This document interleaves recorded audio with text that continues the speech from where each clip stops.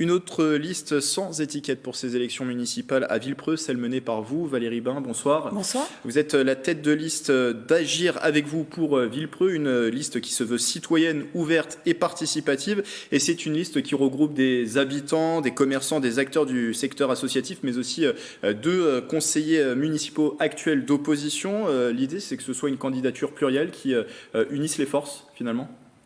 Oui, alors la liste, elle s'est d'abord créée sur les projets et effectivement, nos idées ont attiré des gens qui étaient de tous les milieux, de tous les environs, de tous les quartiers. Donc voilà comment ça s'est passé. Et c'est un processus qui remonte à un an, cette constitution de liste. On a commencé effectivement, bon, tout est parti du projet Central Park, donc de la phase de pseudo-concertation qui a été organisée.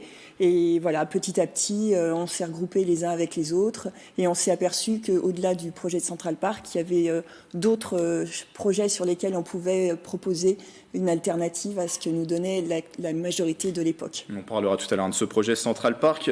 Vous êtes à titre personnel, Valérie Bain, un soutien de La République En Marche. Est-ce que ça ne rentre pas en ligne de compte dans cette liste? Il n'y a aucune investiture qui est revendiquée? Oui, alors donc moi je dirige un collectif en fait, hein, et ce qui m'intéresse c'est les projets au niveau de la municipalité. Ces projets-là, on parle de sécurité, on parle de santé, on parle d'urbanisme.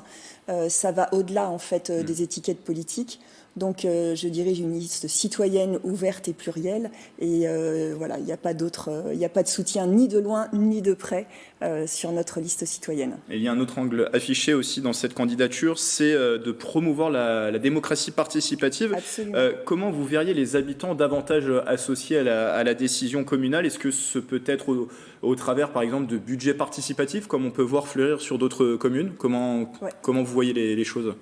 Alors là, on voit en période d'élection que tout le monde va à la rencontre des Villepreusiens. Donc ils sont extrêmement sollicités, on leur demande leur avis, etc. Donc là, l'idée, c'est d'avoir cette dynamique, mais tout au long du mandat, de communiquer sur les propositions et puis donc d'aider les Villepreusiens qui le souhaitent à monter des projets avec l'appui de l'équipe municipale, à les présenter en fait à la municipalité, enfin aux habitants de Villepreux qui eux-mêmes définiront les priorités, puisqu'effectivement, on ne pourra pas tout faire en même temps. Et effectivement, en fonction des projets, il y a des projets qui n'ont pas besoin de financement, et s'il y a des projets qui ont besoin de financement, il y aura une partie du budget qui sera soutenue. Mais ça, ce sont les Villepreusiens qui arbitreront entre les projets et au niveau des enveloppes budgétaires. Alors, juste avant de parler de vos priorités, votre regard, quel regard vous portez sur les deux mandats effectués par le maire Stéphane Mirambeau, qui est donc maire depuis 2008 à Villepreux? Écoutez, il y a des choses qui sont bien, qui ont avancé comme au niveau national. Il y a beaucoup de communes qui ont avancé sur justement les pesticides, sur les cantines bio. Enfin voilà, donc tout ça, c'est des choses qui sont favorables à la population.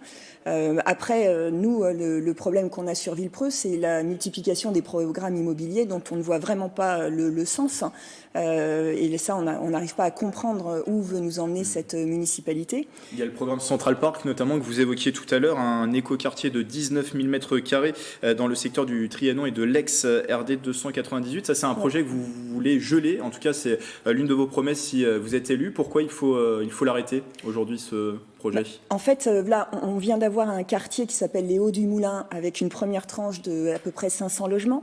On attend une deuxième tranche de 500 logements, donc on arrive déjà à 1000 logements à intégrer dans ce quartier-là. On nous repropose à nouveau 250 logements dans cet espace de verdure, en nous expliquant qu'en mettant des bâtiments, on va augmenter l'espace vert. Donc pour nous, là, on est dans une crise de croissance au niveau de la ville.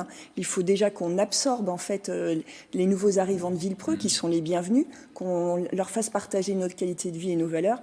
Et après, on pourra réfléchir à est-ce qu'on a encore vraiment besoin de transformer ces espaces verts en immeubles. Ça a l'air d'aller un peu à contresens en fait avec ce que demandent les Villepreusiens. On précise tout de même que la loi impose un quota de 25% de logements sociaux à l'horizon 2025. Aujourd'hui, Villepreux est aux alentours des 20%. Les communes qui ne respectent pas ces rythmes de construction se voient infliger des pénalités. Comment on compose avec cette contrainte imposée par l'État et aussi respecter la transition écologique? Voilà, comment on allie tout ça et comment on respecte ces contraintes de l'État?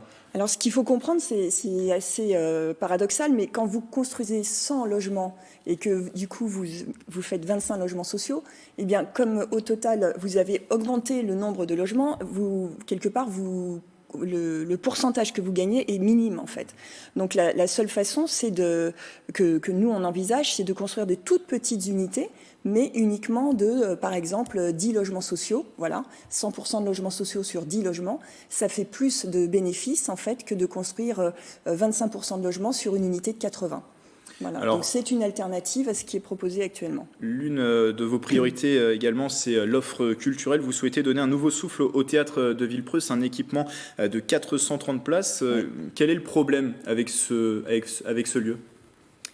Eh bien, je ne sais pas quel est le problème. En tous les cas, la municipalité actuelle avait axé énormément ses investissements sur le sport, etc. La culture était...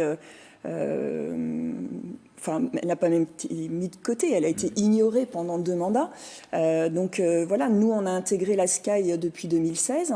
On voit bien que les offres culturelles sont organisées et on se dit qu'avec ce magnifique théâtre de 430 places, on doit pouvoir faire quelque chose. Donc il faut davantage travailler sur ce sujet avec la communauté d'agglomération de Saint-Quentin-en-Yvelines ? Oui, c'est absolument une ressource pour nous, en fait, cette communauté d'agglo. Voilà, la vocation, c'est de faire des économies d'échelle, de mutualiser des moyens. Donc nous, on veut absolument aller dans ce sens-là pour l'ensemble des sujets qui concernent la municipalité et la communauté d'agglo, mais en particulier pour la culture. Mais justement, Villepreux fait partie de l'agglomération depuis 2016. Quel regard vous portez sur le travail mené au sein de cette agglomération, sur la place aussi que Villepreux occupe dans cette agglomération ? Je précise que la commune est plutôt bien représentée avec le maire Stéphane Mirambeau qui a une vice-présidence aux finances et également Sylvie Sevin-Montel qui a une délégation à l'école innovante et à la modernisation pédagogique. Quelle place ?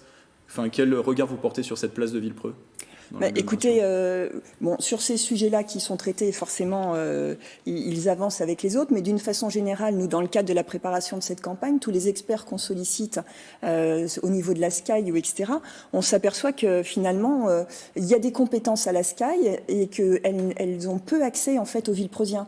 Donc je pense que le rôle de la municipalité, par exemple pour la rénovation énergétique, il faut qu'on permette à ces expertises qui sont au niveau de la SKY de diffuser leur message, d'en faire bénéficier l'ensemble des Villepreusiens. Davantage de pédagogie, expliquer les compétences d'une agglomération. Exactement, faire du lien. Par exemple, l'école des Hauts du Moulin qui est actuellement construite, là, une école de 16 classes, elle est construite uniquement par la municipalité sans le soutien des équipes techniques de la SKY. C'est quelque part une aberration.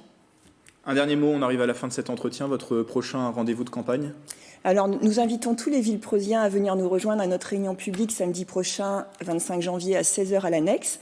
Et puis, pour ceux qui ne pourraient pas venir, il y a une prochaine réunion qui aura lieu le samedi 29 février aussi.